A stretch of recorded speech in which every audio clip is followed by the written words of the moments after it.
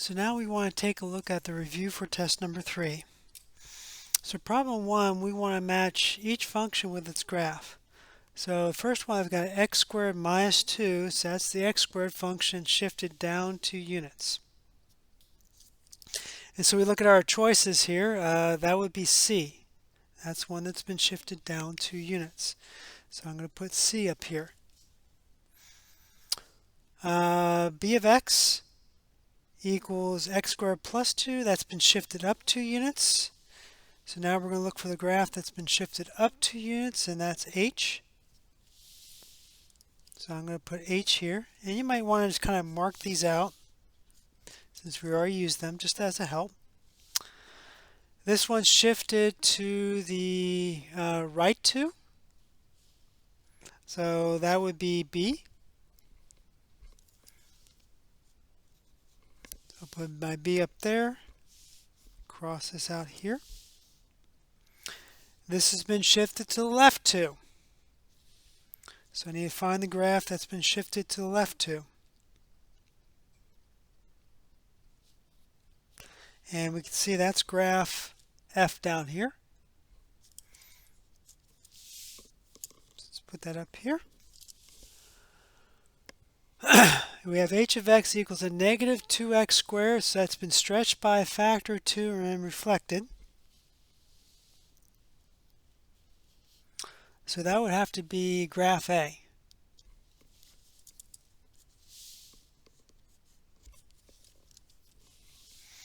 Stretched by a factor of 2 but not reflected. So that's going to have to be E. Let me mark that off. And then this has been compressed by a factor of 1/2. So I'm going to look at one that's flatter. That would be my graph D. And well, the only choice left here is going to be G. It's reflected and compressed by a factor of 1/2. Let's look at problem number 2. We want to identify the vertex of parabola and the axis of symmetry. So remember, h is the negative of that. And then this is k. So our vertex bracket is 3, negative 7. Axis of symmetry is going to be x equals h, which is x equals 3.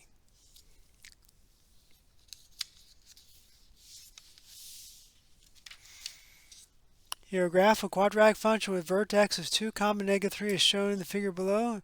Determine the domain and range, x and y intercepts, the axis of symmetry, and the equation of function in vertex form.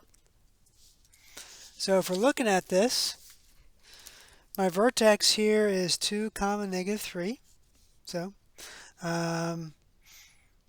which we already noted up here.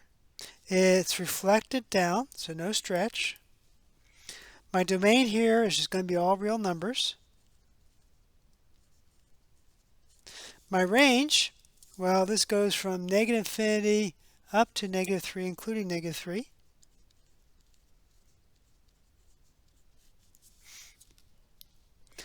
This, since it's pointing down, never intersects the x-axis, so there's no x-intercepts, so we just put none. Y-intercept looks like it's at negative 7, so we'll write that the point as 0, negative 7. The axis of symmetry is going to be through the line x equals 2. And then we're going to write our equation in vertex form. So it'd be x minus h squared plus k. Since it's reflected but no stretch or compression, that means we have to have a negative in front.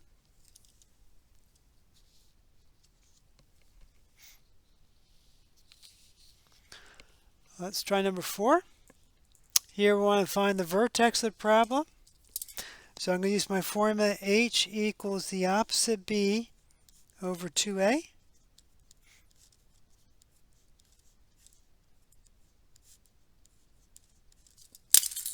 My a here is 3. My b is negative 18.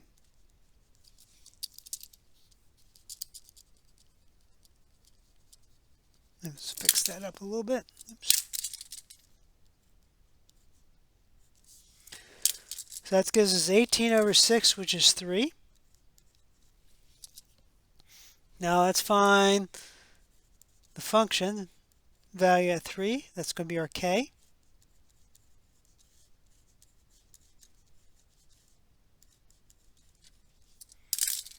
So we're going to replace x by 3.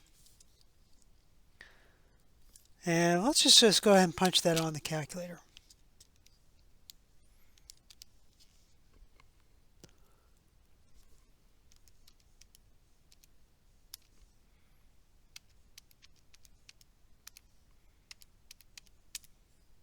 So that'd be a negative 43.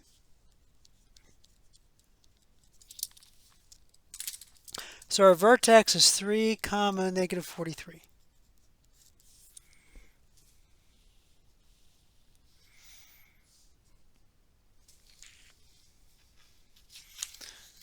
So a child kicks a ball into the air, and the height of the ball, y, in feet, can be approximated by negative 16t squared plus 24t plus 7, where t is the number of seconds after the ball was kicked. Find the maximum height of the ball, and then how long will it take the ball to reach its maximum height. So we've got a quadratic equation. They're asking to find a maximum, so we want to find the vertex.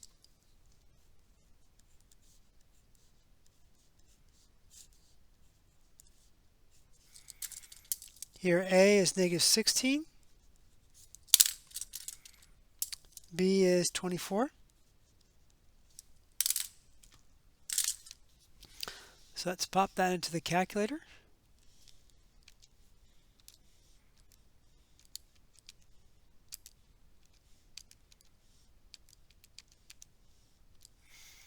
That gives us a negative 3/4, so 0.75. So that's the time.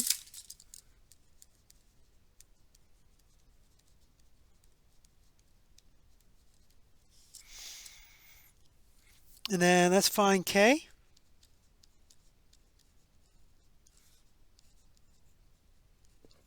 So we're going to plug the 0.75 in for t in our equation.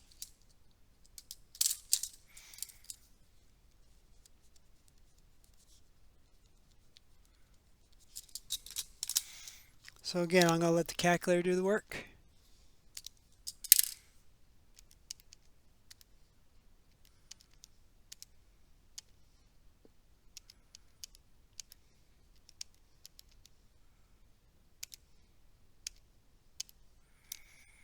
And that gives us 16.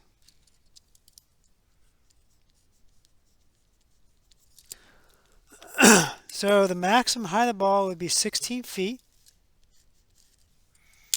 And it reaches maximum after 0.75 seconds.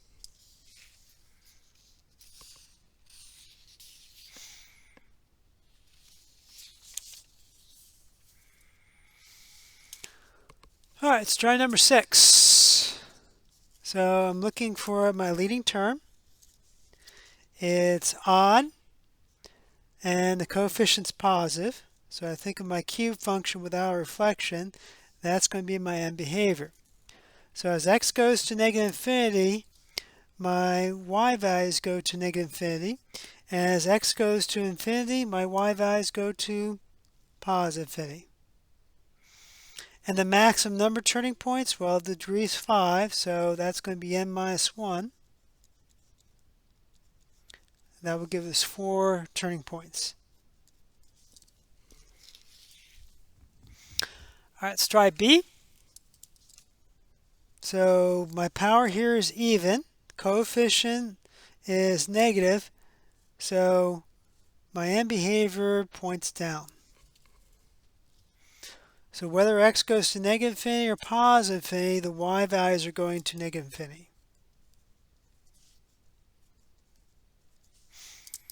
And turning points, n minus 1 equals 6 minus 1 is 5. So that would be the maximum number of turning points.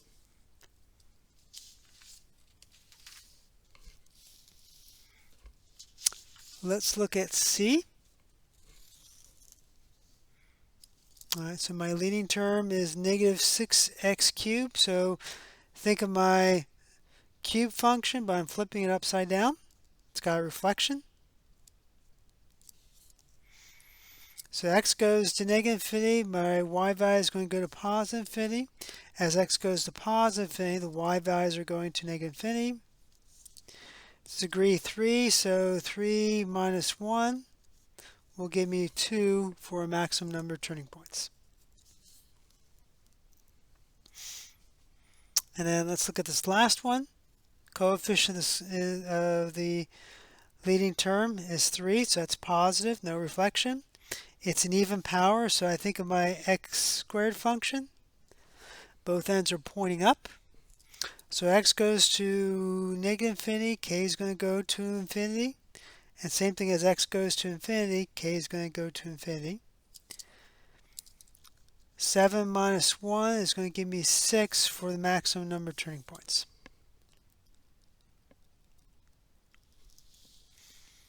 Let's try number 7. We want to identify the zeros. So the x squared gives me 0. X plus 1 gives me a negative 1. X minus 2 gives me a positive 2.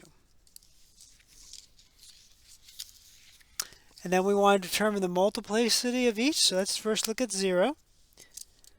The factor it came from was x squared. That's even with a multiplicity of 2. X plus 1 gives us the negative 1. Its multiplicity is 1. And the x minus 2 gave us the 2. Its multiplicity was 3.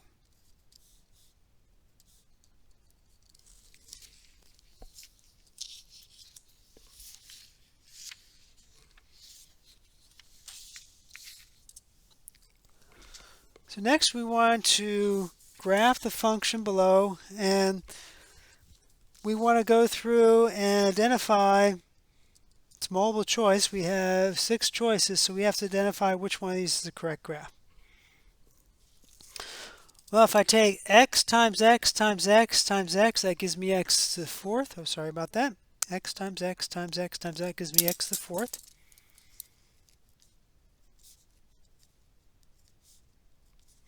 And I have a 1/50th multiplied in front of that. So just looking at the end behavior, my graph should be pointing up at the ends.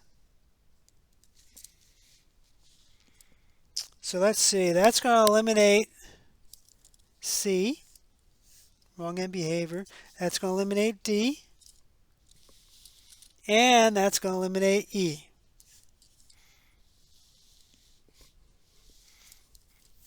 Now let's look at the x-intercepts. That's going to give me 16, so 16 comma 0. Negative 9 comma 0.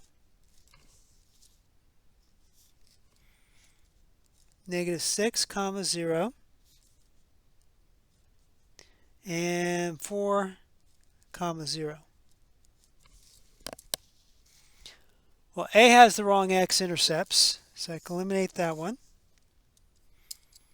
See, I'm looking for 16. Yeah, that's about 16. That's about 4. It's about 6, negative 6, 9. So B looks like a good candidate.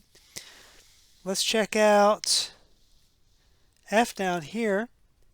And, well, we got the wrong x-intercepts. So that's going to eliminate this one. So B is our only choice left. So that should be the correct graph.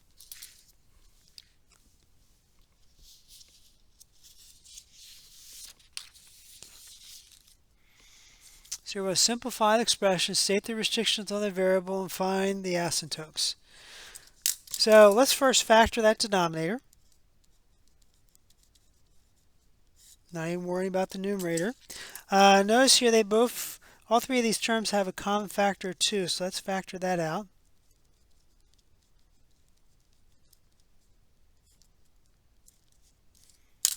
And then I'm looking at this denominator. I have 24. I need to find 2 factors of 24 that add up to 10. That'd be 4 and 6.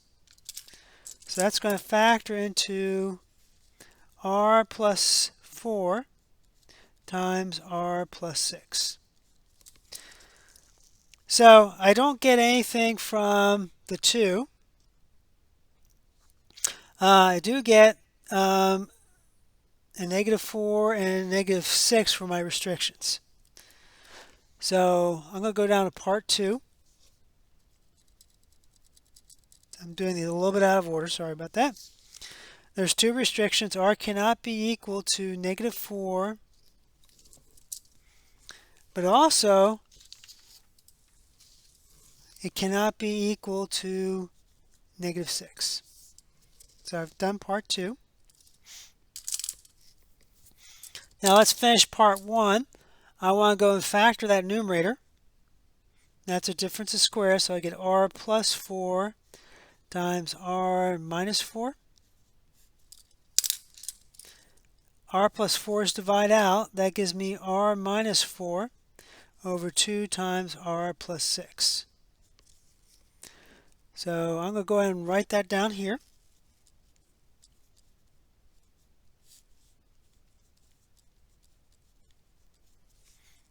So now I've done part A.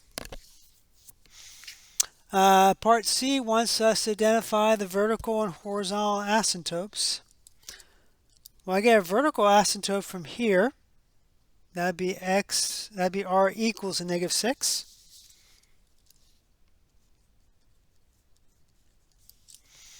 Horizontal asymptote. Here my degrees are the same. In fact, if I distribute that 2, that'll make it a little bit easier to see what it is. That'd be 2r plus 12. So I'm just taking the ratio of 1 over 2. That gives me a half. So my horizontal asymptote is going to be y equals 1/2.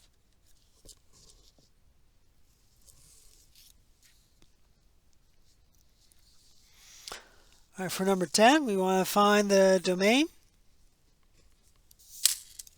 Well, here x cannot be equal to positive 2. So my domain here is going to be from -infinity to 2, parentheses, union, parentheses, 2 to infinity.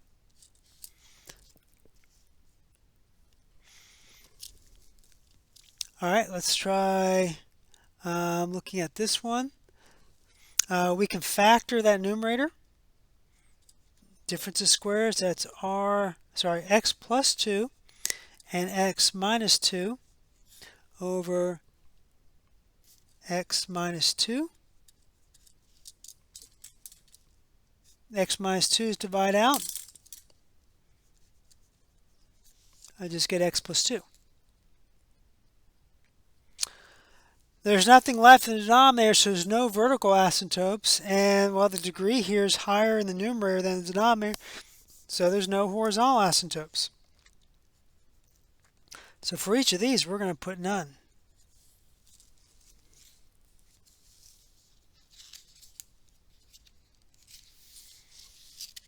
Let's go to the next one. So here we want to identify the asymptotes.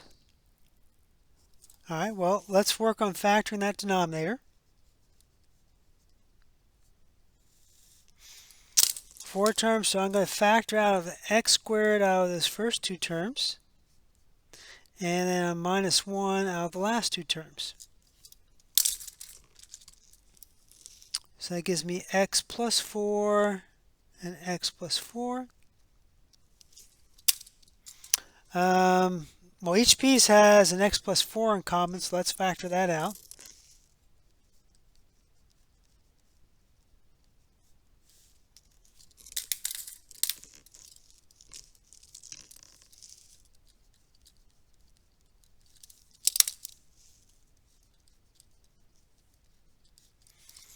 Now, if I take a look at that x squared minus 1, that's a difference of squares, so I'm going to factor that. So I'll bring it down here.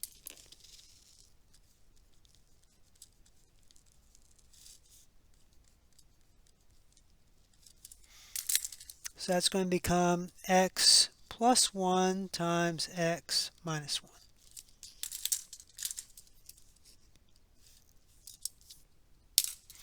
So I'm going to get 3 vertical asymptotes because nothing cancels out. I get one x equals -4. Another one x equals -1. And then x equals 1. In terms of horizontal asymptote, my degree here is larger on the bottom. So that means this is going to have y equals 0 as my horizontal asymptote. And for slant asymptotes, any problem they ask for in this course, we're just going to write the words none.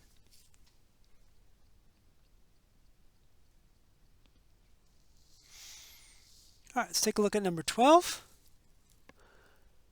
All right, so we have x-intercepts. And remember, when we're building this thing here, the x-intercepts gives us the numerators. So that's going to be a factor of x plus 4 and a factor of x minus 5. The vertical asymptotes gives me the denominator. So that'd be x plus 5. Since I have a horizontal asymptote of y equals 1, that means my degrees have to be the same. The only way I can make these both degree 2 is I need to square this. And if I FOIL this out, x squared minus 5x plus 4x is minus x. 4 times -5 is -20. If you FOIL out the bottom, you'll get x squared plus 5x for the outer terms plus 5x for the inner terms, which will give you 10x plus 25. So let's see. Well, it's not A, because even though the numerator is correct, the denominator is not correct. Looks like it's B. So the answer should be B.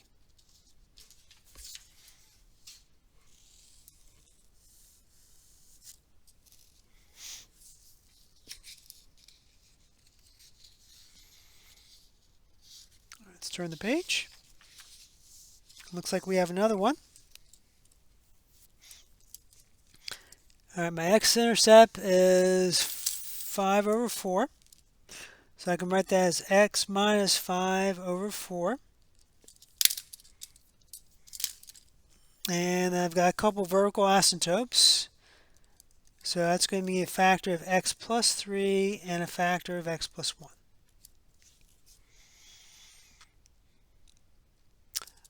Horizontal asymptote's correct because if I degree 1, degree 2, that means y equals 0 will be my horizontal asymptote. However, I need to get a y-intercept of 5. And in fact, if I start looking down here, in fact, if I were to multiply that numerator out, that would give me x squared plus x plus 3x. That will give me 4x. And 3 times 1 is 3. So I can eliminate all the problems on this side. And I can eliminate this one and this one. So it has to either be the second or third one listed here. Well, I need to make sure that I match this up. And I only have an x here, and I need to have a -12. So here's what we're going to do. We're going to multiply by -12. If I distribute that, it gives me a -12x. That becomes plus.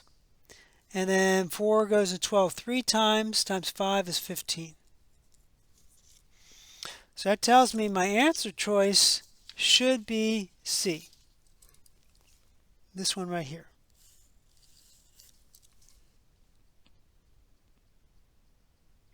And just to kind of verify, we do have the correct y-intercept. If I let x be 0, this becomes 15 over 3. 15 divided by 3 is indeed 5.